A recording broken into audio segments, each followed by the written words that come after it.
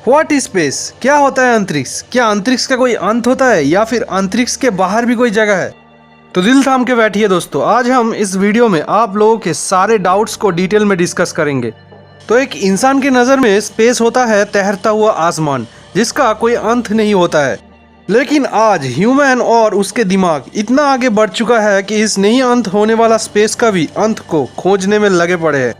हमारे इस धरती के ऊपर 5 मेन लेयर्स होता है: troposphere, stratosphere, mesosphere, thermosphere and exosphere. धरती के ग्राउंड लेवल से लगभग 10 से 15 किलोमीटर के रेंज में ट्रोपोस्फियर लेयर मौजूद है। आसमानों का 99% बादलों को यहीं पे देखा जाता है। वेदर का बदलाव, बारिश सब इसी लेयर के अंदर होता है। ग्राउंड लेवल से लगभग 50 किलोमीटर की रेंज में और ट्रोपोस्फियर लेयर से लगभग 35 किलोमीटर ऊपर तक स्ट्रेटोस्फियर लेयर मौजूद है। ये लेयर हमेशा शांति रहता है, ज़्यादातर जेट प्लेन्स यहाँ से चलता है। इसी लेयर के अंदर ही ओजोन लेयर मौजूद होता है जो सूरज से आए हुए खतरनाक अल्ट्रावायलेट रे से हमें बचाता है। मेसोस्फियर ग्राउंड लेवल से लगभग 90 किलोमीटर के रेंज में और स्ट्रेटोस्फियर से लगभग 40 किलोमीटर ऊपर तक ये लेयर मौजूद है। जब भी कोई उल्का धरती की तरफ आता है तब इस लेयर तक आने के बाद वो जल के नष्ट हो जाता है। उसके बाद आता है थर्मोस्फियर जो ग्राउंड लेवल से लगभग 600 किलोमीटर के रेंज में और मेसोस्फियर से लगभग 510 किलोमीटर ऊपर तक ये लेयर मौजूद होता है। और इस थर्मोस्फियर पे ग्राउंड लेवल से 100 किलोमीटर पे एक इमेजिनरी लाइन मौजूद होता है जिसे कार्बन लाइन बोला जाता है। इस कार्बन लाइन को क्रॉस करते ही हम स्पेस में एंटर कर जाते हैं। बेसिकली कहने का मतलब ये है कि धरती से 100 किलोमीटर ऊपर पे ही स्पेस मौजूद है, यानी थर्मोस्फियर लेयर धरती से स्पेस तक मौजूद है। और आखिरी में एक्सोस्फियर जो ग्राउंड लेवल से लगभग 10,000 किलोमीटर की रेंज में और थर्मोस्फियर से लगभग 9,400 किलोमीटर ऊपर तक ये लेयर मौजूद है। इस लेयर को स्पेस में ही इमेजिन किया जाता है।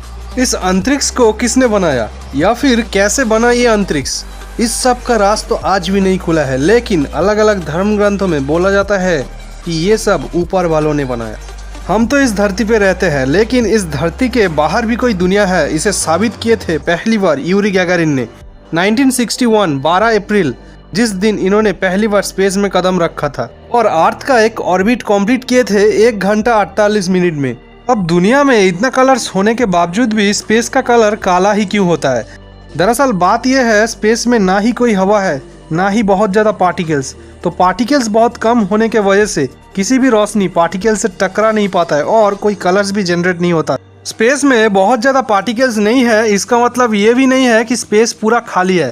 लो डेंसिटी पार्टिकल्स के अलावा यहाँ पे plasma, electromagnetic radiation, magnetic fields, cosmic rays, neutrinos और डस्ट भी मौजूद है।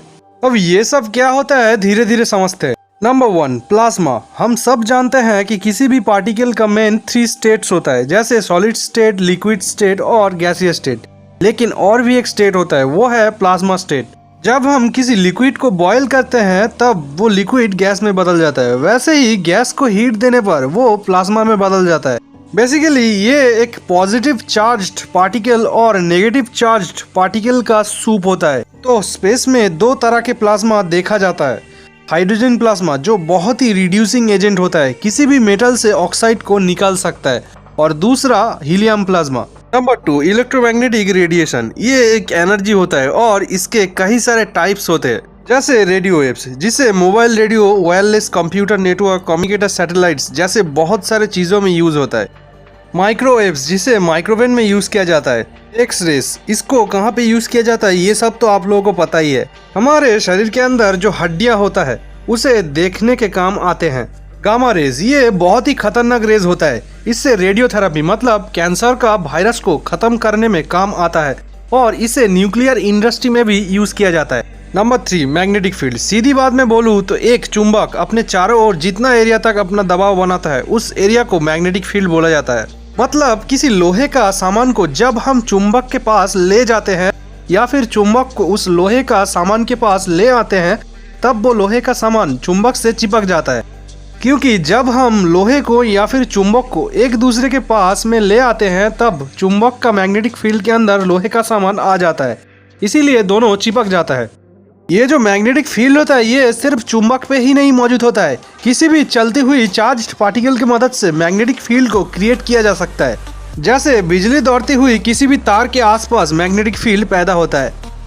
वैसे ही हमारे धरती का आउटर कोर पे पिघला हुआ लोहे और निकेल का एक मिक्सचर होता है, जिसके कारण कॉन्वेक्शन मोशन के मदद से धरती के अंदर एक इलेक्ट्रिक करंट पैदा होता है। अब ये कॉन्वेक्शन मोशन क्या होता है थोड़ा समझते हैं। किसी भी लिक्विड या फिर गैस को जब हम हीट करते हैं तब उस लिक्विड या फिर गैस का जो पार्टिकल्स होता है वो हीट को कैरी करते हुए गर्म से ठंड की तरफ जाता है। ये जो मोशन होता है इसे कॉन्वेक्शन मोशन बोला जाता है। ये एक सर्कुलर मोशन होता है, इसीलिए पिघला हुआ लोहे और निकेल का मिक्सचर की मदद से जो हीट पैदा होता है वो एक कोर से दूसरे कोर पे जाने की वजह से ये कॉन्वेक्शन मोशन पैदा होता है। ये एक नेचुरल प्रोसेस होता है, इसे जियोडायनामो बोला जाता है। हमारे धरती का जो मैग्नेटिक फील्ड लाइंस होता है वो साउथ पोल से नॉर्थ पोल की तरफ भागता है। आज हम इंसान या फिर ये जो धरती सही सलामत मौजूद है ये सिर्फ धरती का मैग्नेटिक फील्ड की वजह से है, क्योंकि सूरज से जो खतरनाक चार्ज्ड पार्टिकल निकलता है और धरती के तरफ आता है वो धरती का मैग्नेटिक फील्ड पे आने पर धरती के ऊपर गिरने के बजाय अपने डायरेक्शन से डिफ्लेक्ट हो जाता है। जब कोई मूविंग चार्ज्ड पार्टिकल किसी मैग्नेटिक फील्ड पे आता है तब उस चार्ज्ड पार्टिकल का जो डायरेक्शन होता है उस डायरेक्शन का ठीक परपेंडिकुलर डायरेक्शन पे उस चार्ज पार्टिकल के ऊपर एक फोर्स लगता है, इसे मैग्नेटिक फोर्स बोला जाता है। ठीक इसीलिए सूरज से निकलता हुआ चार्ज पार्टिकल्स डिफ्लेक्ट हो जाता है। Number 4, cosmic rays. ये एक हाई एनर्जी रेडिएशन होता है जो जनरेट होता है हमारे सूर्यमंडल मतलब सोलर सिस्टम के बाहर से भी और अंदर से भी। जब ये धरती का अपर लेयर में यानी एक्सोस्फीयर में पहुंचता है तब ये रोशनी जो पार्टिकल्स मौजूद होता है एक्सोस्फीयर में उससे टकराता है और पार्टिकल्स का एक झरना बन के वो धरती में गिरता है। 2 कॉस्मिक रेज देखा जाता है स्पेस में, गैलेक्टिक कॉस्मिक रेस और solar cosmic rays. Galactic cosmic rays टूटा हुआ तारों से आता है, लेकिन हमारे गैलेक्सी मिल्की वे के अंदर से ही आता है। और ये जो सोलर कॉस्मिक रेस होता है ये आता है हमारे सोलर सिस्टम के अंदर से ही। सूरज से निकलता हुआ इलेक्ट्रॉन, प्रोटॉन और हीलियम का न्यूक्लियस, इन सब चार्ज्ड पार्टिकल को एक साथ मिलाने पे सोलर कॉस्मिक रेस बनता है।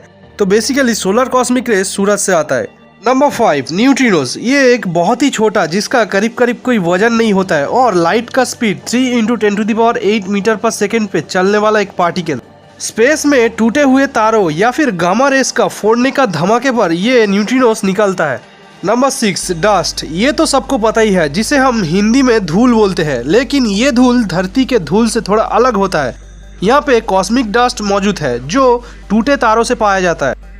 अब दोस्तों हमारे जो सूर्यमंडल है जिसपे सूरज, पृथ्वी और पृथ्वी जैसे और 7 प्लैनेट्स है, वैसे ही एक गैलेक्सी में ऐसे करोड़ों सूर्यमंडल होता है। एक्चुअल में ये जो तारे होते हैं ये सब तो किसी और सूर्यमंडल के एक सूरज ही तो है, जैसे हमारा सूरज भी किसी और सोलर सिस्टम के लिए एक तारे ही है। और ये जो करोड़ों सितारे एक साथ जिस सिस्टम के अंदर रहता है उसे गैलेक्सी बोला जाता है। ये गैलेक्सी भी एक नहीं है, लगभग 200 बिलियन गैलेक्सीज यूनिवर्स पे मौजूद है। हम जिस गैलेक्सी पे रहते हैं यानी हमारे सूर्यमंडल जिस गैलेक्सी पे मौजूद है उसका नाम है मिल्की वे। अब ये सवालों पे आते हैं कि अंतरिक्ष का खत्म कहाँ पे होता है। तो देखिए दोस्तों, एक प्लैनेट्स होता है सूर्यमंडल पे और एक सूर्यमंडल होता है गैलेक्सी में और एक गैलेक्सी होता है यूनिवर्स के अंदर। यूनिवर्स जिसका हिंदी नाम है ब्रह्मांड, ये सूरज, ये धरती, सारे प्लैनेट्स, सारे स्टार्स, सारे गैलेक्सीज यानी सब कुछ एक ही वो जगह होता है जिसपे सब मौजूद है, वो है ब्रह्मांड। अभी करंट डेटा के अनुसार ब्रह्मांड का एक फिक्स्ड एरिया है, मतलब जिसे हम मेजर कर सकते हैं। इस ब्रह्मांड का 3 तरह की आकार हो सकता है, फ्लैट यूनिवर्स, स्फेरिकल या क्लोज्ड यूनिवर्स और हाइपरबोलिक या ओपन यूनिवर्स। अंतरिक्ष या ब्रह्मांड के बारे में जितना बताओ उतना कम है, तो इसीलिए कुछ फैक्ट सुन लीजिए दोस्तों। नंबर 1, हमारे सूर्यमंडल पे वेनस प्लैनेट सबसे ज्यादा गर्म होता है। इसका टेम्परेचर है लगभग 465 डिग्री सेंटीग्रेड। सूरज से सेकंड पोजीशन पे रहने वाला प्लैनेट। नंबर 2, हमारे सूरज के अंदर 1 मिलियन यानी 10 लाख पृथ्वी फिट हो सकता है। नंबर 3, हमारे गैलेक्सी मिल्की वे में जितना तारे हैं उससे कई गुना ज्यादा पेड़ धरती पे मौजूद है। नंबर 4, मार्स यानी मंगल पे जब सूरज ढलता है तब इसका कलर दिखता है ब्लू। नंबर 5, स्पेस में एक प्लैनेट है जो सिर्फ डायमंड यानी हीरा और ग्राफाइट से बना है। इसका नाम है 55 कैनक्री। तो दोस्तों, स्पेस के बारे में जितना जानकारी मेरे पास था वो मैंने आप लोगों को बताया। उम्मीद करता हूँ आप लोगों को समझ में आया होगा। तो ऐसे किसी मजेदार सा स्टोरी टाइप फैक्ट के साथ मिलते हैं अगले वीडियो में। तब तक के लिए जय हिंद।